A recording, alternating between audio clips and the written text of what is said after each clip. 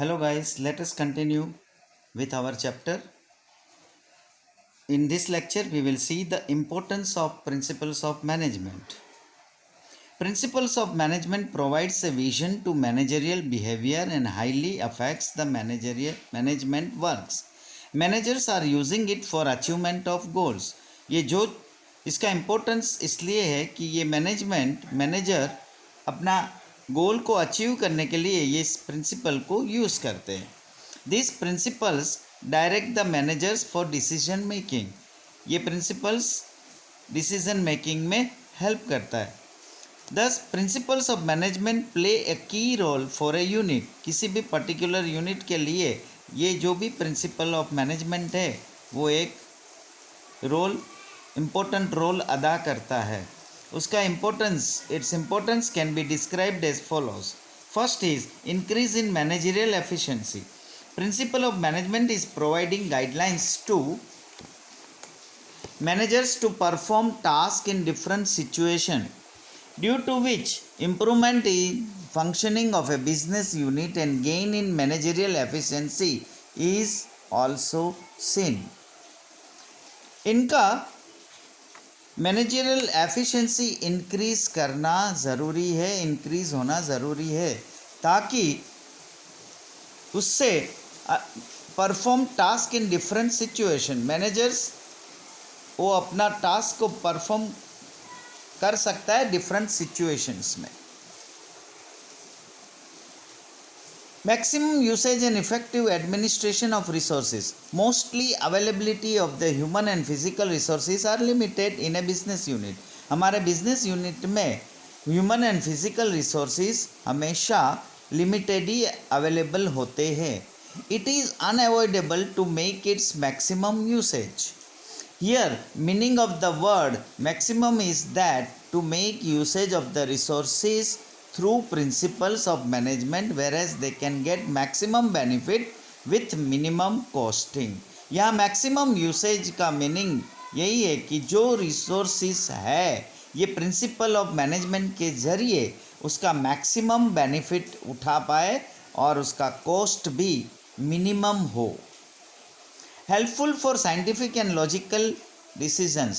Decisions should be always based on facts, thoughtfulness, objectives and justifiable. Moreover, decisions should be timely, reality based and effective. ये जो भी decisions लेते हैं they should be always based on facts, objectives and justifiable. Justify होना ज़रूरी है. And thoughtfulness. This decision should be taken timely, reality based and effective. और ये इफेक्टिव होना भी ज़रूरी है. Management principles provide a key role for taking appropriate decisions. Using management principles, decisions can be made appropriately, timely, without partiality and unbias. Management के principles के ज़रिए management जो भी डिसीजंस हो वो अप्रोप्रिएट हो, टाइमली हो एंड विदाउट पार्शलिटी हो. To cope up with the changing business environment. Normally management principles are an ordinary guide, but management principles are necessary to meet business environment in changing circumstances. Business environment में जब भी circumstances change होते रहते हैं तब ये management principles are necessary to meet. To fulfil social responsibility. Business is indivisible part of community. Profit is considered as the aim of the business, but it is not the only aim. Business में M क्या है? Profit का. लेकिन सिर्फ profit का ही M नहीं होना है क्योंकि business is indivisible part of community. Development and progress of society are also aims of business unit. Business unit का ये भी एम होना ज़रूरी है कि सोसाइटी में भी डेवलपमेंट हो और प्रोग्रेस हो. By effective implementation of management principles, business unit can easily achieve aim of society responsibility.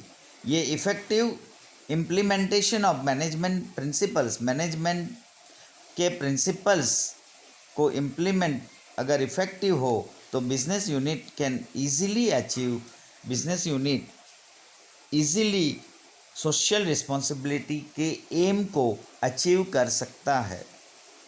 Useful for research, training and development, management principles are main part of management thoughts. Management principles क्या है? Actually management के thoughts है। Only by using the management principles task of training, education and development is possible. ये use करने से जो education, development ये वगैरह पॉसिबल हो सकता है।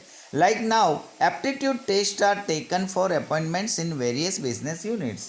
जैसे हम जानते हैं कि वेरियस बिजनेस यूनिट्स में जो भी अपॉइंटमेंट्स होती है उस टाइम पे एक एप्टीट्यूड टेस्ट लिया जाता है।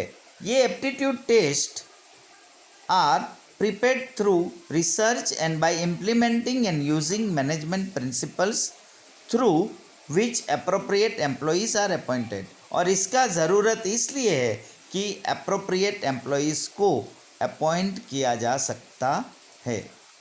नाउ थॉट्स ऑफ मैनेजमेंट, हमने इससे पहले में देखा कि actually management principles is what? Actually management principles are management thoughts. It's the main part of management thoughts. Now thoughts of management. Management thoughts are the outcome of research, studies and results in the field of management. Every thought represents its unique observation. हर एक की thought जो भी represent होता है वो एक unique observation किया होता है। Many management gurus have represented different principles by separate opinions, and so many branches, sub branches have been developed. It is called thoughts or approaches of management. Now first, thought of classical theory. The thought of management presented till the end of 19th century is known as thought of classical theory.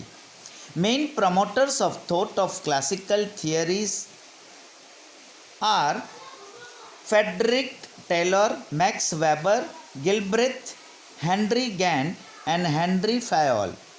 Taylor's contribution in thoughts of classical theory is very important. Scientific management principles presented by Frederick Taylor also exist into the thoughts of classical theory of management even today. उनकी जो principles थी, management principles, वो scientific level पे थी और classical theory of management और उसकी जो क्लासिकल थियरी ऑफ मैनेजमेंट आज भी उसकी थॉट्स चल रही है। Approach of scientific management favour scientific principles by time and motion study instead of traditional method. ये साइंटिफिक मैनेजमेंट किसकी फेवर कर रहा है? उसके प्रिंसिपल्स जो है वो साइंस के प्रिंसिपल जो है टाइम एंड मोशन इनके ऊपर बेस्ड है और उनकी फेवर करता है, नहीं कि वो ट्रेडिशनल मेथड के ऊपर जाता है। Main contribution of scientific principle lies into specialisation in management, progressive wages system, responsibility and scientific distribution of task. जो भी टास्क का डिस्ट्रीब्यूशन होता है that should be scientifically, wage system, progressive wage system, ये सारी यूज़ होती है management में। Contribution of Henri Fayol in thoughts of classical theory is also significant. इनकी भी थियरी जो है वो भी इम्पोर्टेंट है। उसकी थॉट क्या था, उसने क्या इम्पोर्टेंट कंट्रीब्यूट किया? He significantly contributed to thoughts of management by presenting general principles of management. उन्होंने जो थॉट्स अपना प्रेजेंट किया that is general principles of management. He decided level of different tasks in business unit and tried to decide limits of task. उन्होंने क्या decide किया उसकी thought के हिसाब से कि different task of in business unit में लेवल्स डिसाइड होना है and to perform managerial duty at different levels He also provided universal principles of management as guidelines.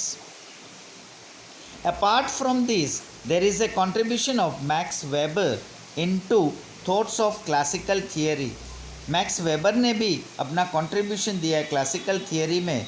Till the end of 19th century, formats and size started to change due to industrial revolution. Industrial revolution की वजह से जो business में format and size change होने लगा.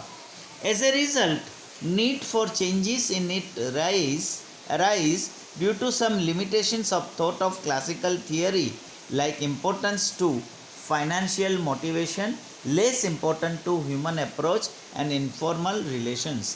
लेकिन इनका परिणाम स्वरूप क्या हुआ, जो limitations of thought of classical theory like importance, ये इसमें चेंजेस ज़रूरी हो गया. किसमें?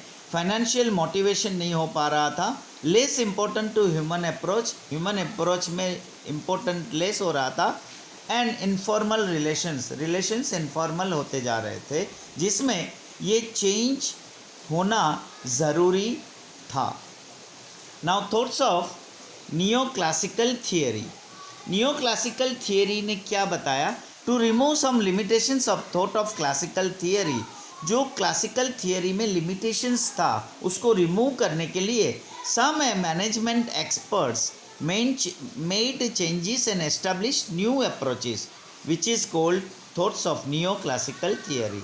जिनमें कुछ मैनेजमेंट एक्सपर्ट्स ने उसमें चेंजेस किया और न्यू अप्रोचेस एस्टेब्लिश किया.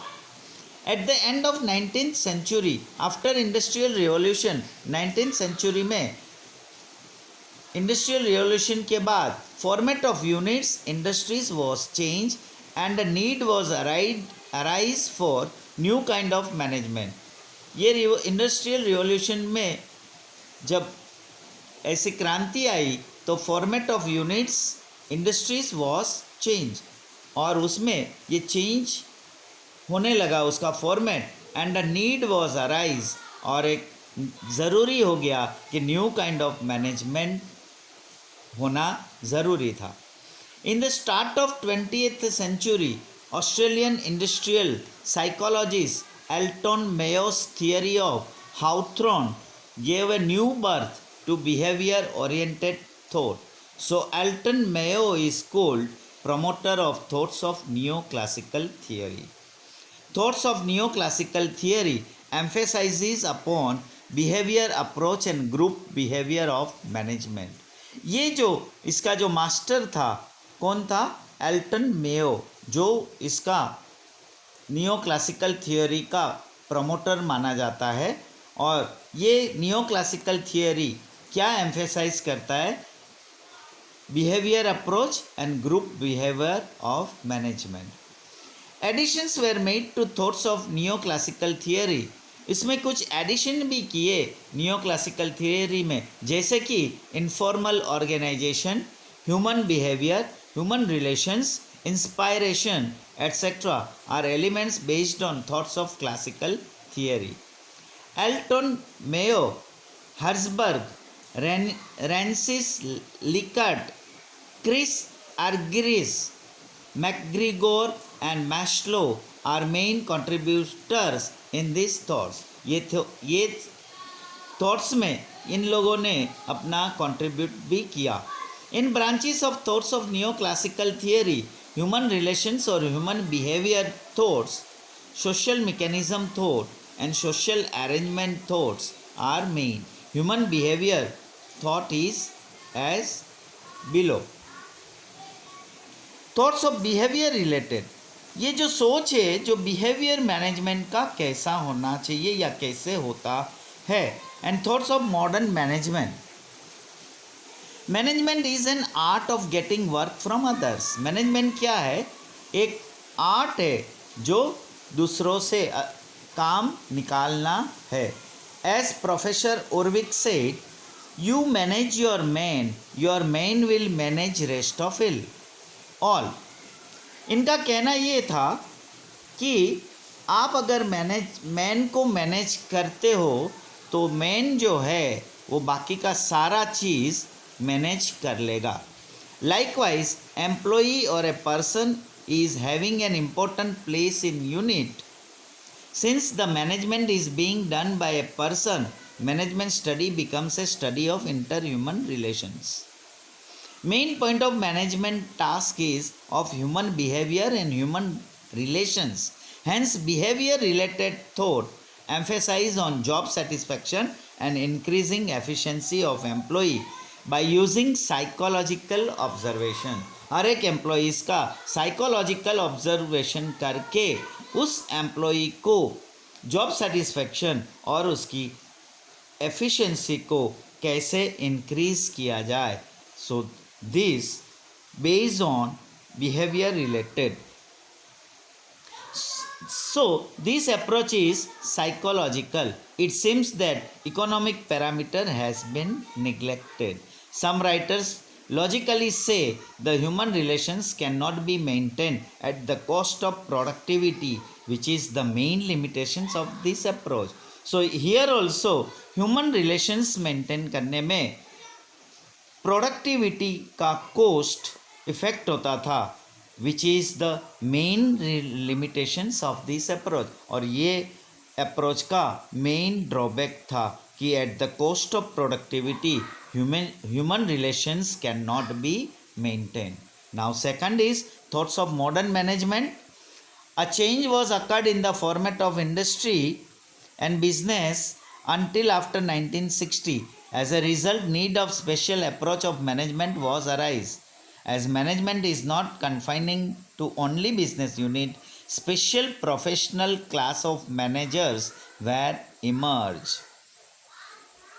Where advocacy in these thoughts for psychology, social studies, statistics, mathematics and computer information technology were made. Management gurus like Knut O'Donnell, George R. Terry have contributed in these thoughts. Moreover, Peter F. Drucker, William Auchi and C. K. Prahlad have also contributed in these thoughts. और ये thought modern management में ये सारे changes में ये सारे points को include किया है और इन्होंने बहुत सारे कंट्रीब्यूट किया है. So here we stop our today's lecture. Next we will continue further. Thanks.